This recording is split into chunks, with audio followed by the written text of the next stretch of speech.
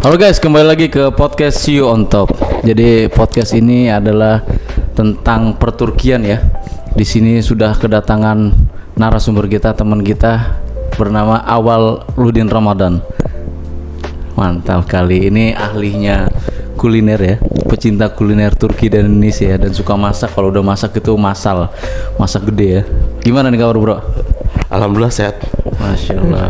Lu ini juga boleh perkenalkan diri sebelumnya di Turki atau gimana? Jadi saya 2018 ke Turki ya. Tadi nama udah dijelasin. Saya tahun 2018 ke Turki, terus kuliah di Istanbul Zem University di Istanbul gitu. Dan baru pulang lagi ke Indonesia itu di tahun 2024, 5 September 2024. Dan gak benar-benar pulang sih sebenarnya karena ya lu tau lah, dari tanggal 5 September itu masih bolak-balik gitu ke Turki seperti itu sampai kemarin Lebaran kan. Seperti itu sih. Iya nih Bang Awal ini kalau udah di Istanbul tuh nggak ada yang nggak kenal Bang Awal. Jadi namanya juga sih sebenarnya. Terlalu meninggi ya kan? Terlalu meninggi ya. Biar viewersnya rame lah gitu. Jadi Bang Awal nih suka masak dan memang pecinta kuliner. Kita temanya nih spesifik tentang kuliner lah. Entah kuliner Turki atau kuliner Indonesia gitu ya. Karena emang Bang Awal ini suka masak, suka makan dan tahu makanan enak sama nggak enak gitu ya. Mungkin dari pertanyaan pertama mungkin Bang Awal ya. Makanan Turki yang paling lu suka apa nih di Turki?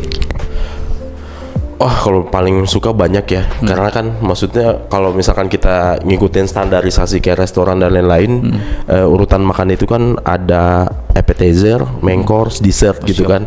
Jadi tiap-tiap itu mungkin punya apa ya, bisa dibilang punya punya tes yang berbeda-beda gitu. Kayak kalau appetizer mungkin salad-saladnya Turki lumayan ya. Maksudnya banyak yang oke gitu. Terus kalau untuk main course-nya mungkin GRG gitu, tahu lagi hati sapi ya, sapi atau hati kambing gitu itu. Hati sapi atau sapi dibakar ya gitu kan ya. Yang sama kentang nggak sih?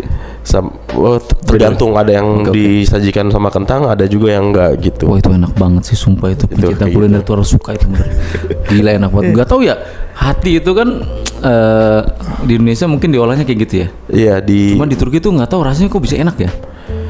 Mungkin kualitas bahan makanan kali ya, dari daging hatinya itu dari sendiri daging ya? Jadi yang membedakan kita sama di Indonesia ini kan, kalau kita di Indonesia makanan kita itu kan full rempah banget, apa-apa rempah gitu. Nah kalau kayak di Turki itu makanannya tuh cenderung yang simple gitu, rempah tapi rempah yang seadanya, bukan yang kayak kita banget. Kalau kita kan sampai ada tongseng tuh yang bumbunya complicated gitu kan. Terus kalau ada gulai dan lain-lain, kalau di sana kan kayak cuman ditusuk, dibakar, digrill gitu biasa doang gitu. Mungkin karena kualitas bahannya. Jadi di Turki itu ya kita tahu sendiri, kita sama-sama di Turki gitu.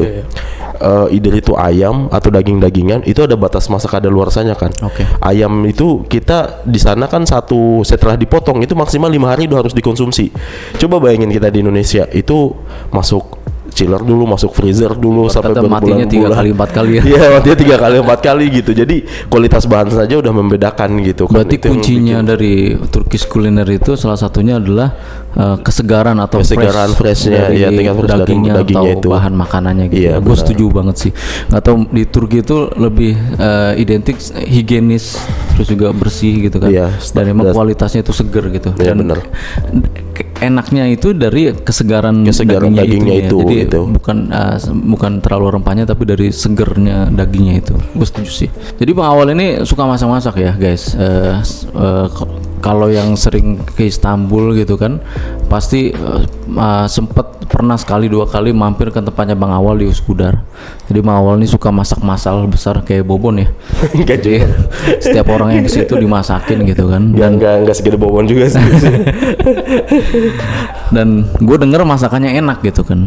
Nah, gue pengen nanya nih, kalau misalnya masak besar biasanya di Turki itu Bang Awal suka masak Indonesia kah atau Turki atau mix kah? Karena emang udah tercampur budaya gitu kan, udah sering di Turki atau gimana? Lebih ke Indonesia sih sebenarnya. Indonesia, oke. Ya, mungkin karena kita juga udah bosan kan, makanan Turki.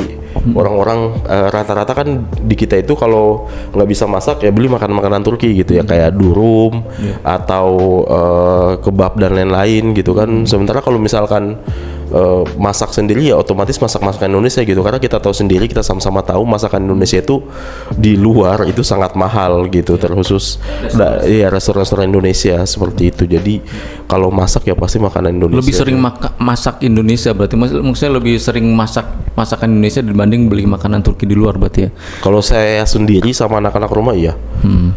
Karena emang bisa ngirit budget juga, satu ngirit budget mahasiswa juga sesuai dengan lidah kita juga. Iya, gue juga sering kayak gitu. Kayak gitu. Nah, gue pengen nanya nih spesifik tentang ini kan, lu secara mahasiswa yang udah pernah tinggal di Turki dan ngerasain kuliner Turki dan kuliner Indonesia juga ya. Menurut lu perbedaan spesifik tentang kuliner Indonesia dan Turki itu di mana selain tadi yang fresh dan rempah-rempah? Perbedaan secara spesifik mungkin tadi sih ya, kalau saya kayaknya nggak lihat perbedaan yang tadi rempah sih, karena menurut saya rempah itu sangat bisa mempengaruhi rasa dan bisa diversifikasi makanan gitu. Rempah kayak sekarang aja kan di Indonesia ayam goreng nih, ayam goreng aja kan sekarang lengkuasnya dibanyakin jadi ayam lengkuas gitu kan, padahal bumbu dasarnya sama aja gitu, bawang putih, bawang merah dan lain-lain gitu.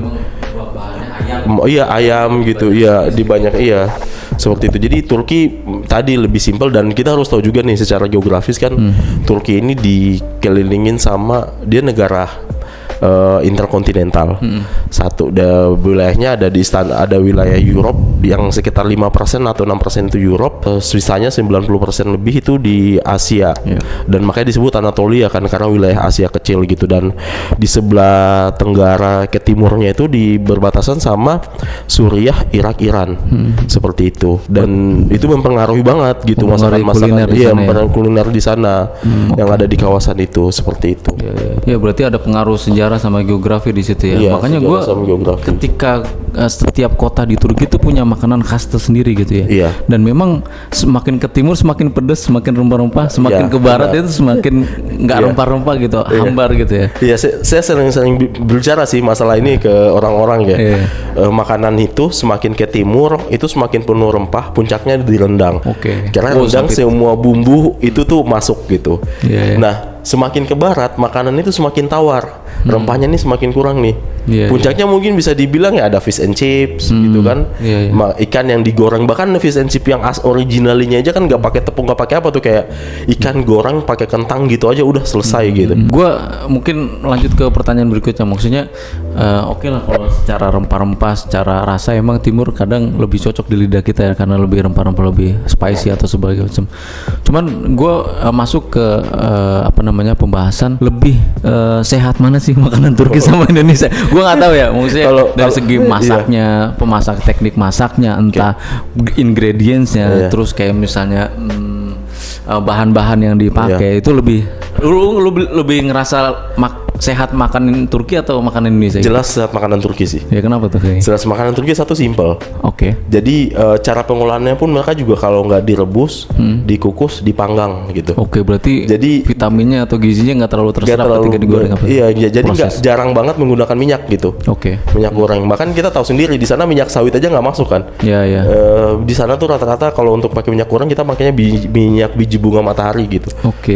Di sana. Dan itu kadang pakai zaitun juga kadang. Kadang pakai zaitun untuk salad gitu kan, karena kalau minyak zaitun dimasak biasanya pahit gitu. Kalau gue pernah ke kota Aydın ya, itu kan penghasil zaitun ya. Mereka goreng kentang segala macam pakai minyak zaitun, Ji. Jadi itu mungkin bisa jadi ini udah sih. Gila sih. Mungkin itu kan mahal ya kalau di kita. Iya, di kita mahal, di mereka murah ya. Dan kayaknya gue baru tahu juga nih kayak pas di sana itu emang minyak zaitun itu banyak tipenya. Ada yang untuk lotion ya kan. Bisa yang diminum, bisa yang diminum langsung, ada yang bisa untuk goreng, dan itu beda. Dan tergantung penyaringannya, filtrasinya gitu. Karena kalau misalkan yang untuk salad itu kita goreng, itu pahit banget rasanya makanan. Pakai minyak zaitun yang ini. Tambah lagi makan zaitun tuh pagi-pagi ya, seger banget ya. Sehat banget gitu. Nah itulah gini, jadi kenapa tadi masalah kesehatan ya, dari sarapan aja deh. Mereka sarapan kayak timun, keju, jenis keju dari yang kayak keju kita sampai yang kalau dikata tuh kayak basi gitu kan kejunya. Gitu. Itu kan fermentasi gitu. Fermentasinya gitu yang ini kejunya. Terus kemudian daging-daging asap ya kan, daging mentah yang udah dijemur berbulan-bulan mungkin, atau yang udah difermentasi juga gitu untuk sebagai protein. Terus telur rebus gitu. Jarang loh kita dapat telur ini apa namanya, yang kalau untuk sarapan orang barat tuh omelet yang diorak-arik gitu, atau mungkin omelet deh, jarang banget orang Turki makan omelet pagi. Kita pasti rata-rata di restoran rata-rata yang disiapin itu telur rebus gitu. Telur rebus ya benar. Si sama mereka. Dan nggak tahu nih dari budaya makan ini mungkin bisa mempengaruhi sampai budaya mereka melanjutkan hidup, atau nggak tahu usianya mungkin bisa sampai bisa jadi sih, bisa jadi kalau itu nggak melulu ini ya dipengaruhi oleh makanan ya. Itu bisa jadi juga mungkin sama gaya hidup mereka. Satu tadi makanan, ia mau makan pagi, siang, malam, mereka cara masak, cara mengolahnya itu yang sehat gitu kan, nggak yang banyak banget kita udah mas santan dan lain-lain minyak gitu. Itu makanan udah sehat. Ditambah lagi mereka tuh sering jalan. Oke, dari budaya jalannya juga gitu. Mereka sering jalan, sering gerak gitu. Ditambah lagi kan mereka doyan banget sama yogurt kan. Yogurt itu kan bagus untuk usus gitu. Metabolisme iya, bagus untuk itu. Jadi emang sih secara keseluruhan ketika itu semua dikombin ya bisa meningkatkan kualitas hidup sih seperti itu. Iya. Orang kita kan jalan udah mau makannya santan-santan, kecap-kecapan yang manis-manis. Ke Indomaret depan aja pakai motor gitu kan. Tapi gue nggak tahu ya. Oke lah, satu sisi makanan Turki sehat. Cuman gue nggak tahu untuk kadar gulanya itu kayaknya tinggi banget ya. Gue nggak tahu. Tergantung. Gue ngerasain Turkish delight atau makanan Turki yang penutup itu rasa manis banget. Gue nggak tahu, dan gue rasa orang Turki banyak yang kena diabetes gitu. Tapi kenyataannya nggak juga kan, maksudnya kita banyak nggak lihat yang obesitas juga gitu. Mereka nggak sebanyak kasus di Indonesia. Mungkin kalau kita lihat kayak dessertnya iya. Kalau kita lihat Turkish delight seperti Turkish delight ini kan jenis makanan ya. Tapi ada lokum ya kan, ada katmer mungkin atau baklava atau kunafa dan lain-lain. Kalau saya lihat sih lu udah ke Gaziantep kan? Udah. Ya, maksudnya kita sama-sama udah ke Gaziantep gitu. Kita udah makan makanan Gaziantep kayak katmer asli. Itu kan asli Gaziantep. Asli. Itu kan yang asli. Dia tuh bisa dibilang bahannya sehat semua loh.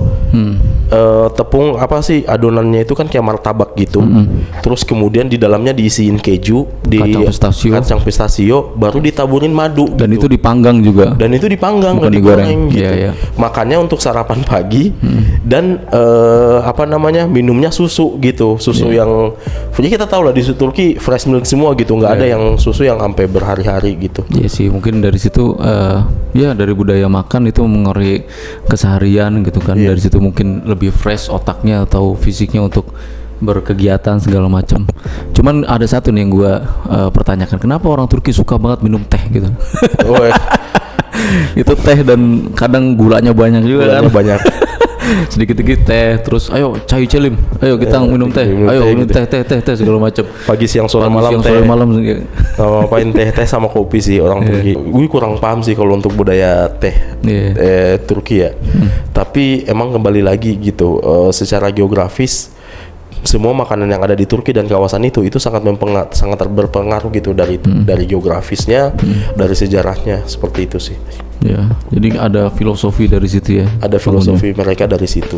Mungkin tuh next time lah kita bahas. Mantap. Terkait masalah teh sama kopi ini gitu. Masih kan. Banyak banget nih tentang kuliner yang bakal kita bahas. Nanti juga ada spesifik tentang Turkish atau Ottoman kuliner gitu kan. Banyak banget kuliner Turki yang diserap dari kerajaan Ottoman gitu kan. Hal-hal kayak gitu nanti kita bakal sharing. Jangan kemana-mana, stay tune. Thank you banget udah sharing-sharing nih tentang makanan Turki.